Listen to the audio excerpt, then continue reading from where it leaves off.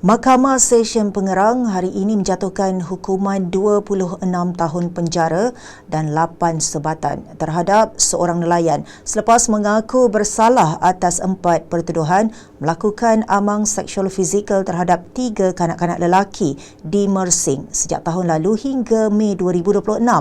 Muhammad Khairuddin Jaafar, 34 tahun, mengaku bersalah selepas kesemua pertuduhan dibacakan di hadapan Hakim Hidayatul Syuhaida Syamsuddin. Mengikut pertuduhan pertama, Muhammad Khairuddin didakwa melakukan amang seksual fizikal bagi maksud seksual ke atas seorang kanak-kanak lelaki berumur 9 tahun pada Mac 2025 di bawah jambatan di Mersing. Bagi pertuduhan kedua, tertuduh didakwa melakukan perbuatan sama ke atas mangsa sama yang ketika itu berumur 10 tahun 7 bulan pada 21 Mei lalu. Pada jam 5.40 petang dalam bilik tertuduh di Taman Sri Daik, Mersing.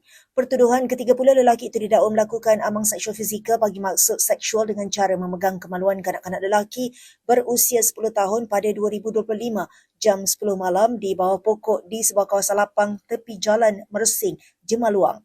Manakala bagi pertuduhan keempat, tertuduh didakwa melakukan perbuatan sama terhadap satu lagi kanak-kanak lelaki berumur 10 tahun 10 bulan di kawasan lapang tepi jalan Bertar, Taman Wawasan Indah Mersing pukul 11 malam pada Ogos 2025.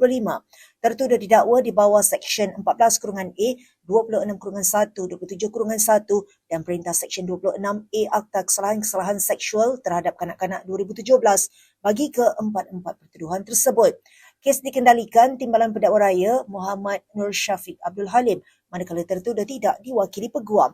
Mahkamah kemudian menetapkan hukuman 7 tahun penjara dan 2 sebatan bagi pertuduhan pertama hingga ketiga. Manakala pertuduhan keempat, mahkamah menjatuhkan hukuman penjara 5 tahun dan 2 sebatan.